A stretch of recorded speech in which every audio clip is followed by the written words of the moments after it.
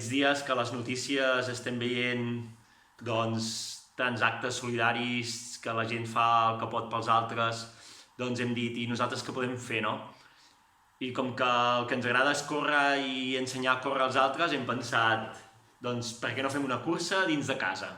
Una activitat que se'ns ha ocorregut i que vam començar a difondre a nivell de xarxes. I és molt curiós perquè tot va començar simplement inventant un nom en una llibreta.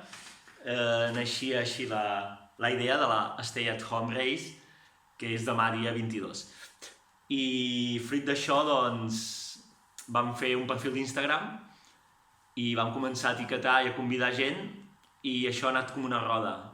Uns han convidat a d'altres i el boca-orella de les xarxes és bestial, perquè en 2 dies només ens està escrivint gent de tot el món.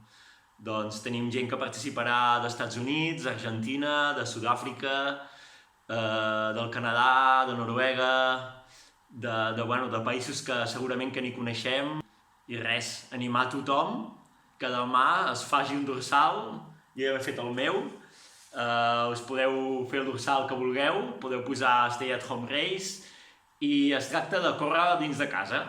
Qui vulgui pot córrer passadís amunt i avall o dins el menjador, l'espai que pugui, i que completi una estona. Qui vulgui fa 1 minut, qui vulgui farà 1 hora, i segurament que hi haurà agosarats que en faran molt més.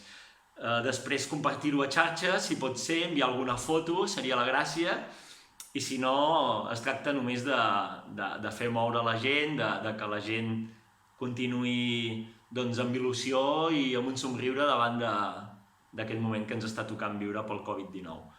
I res, us animo a tots a participar i a consultar a l'Instagram a la Stay at Home Race. Fins demà.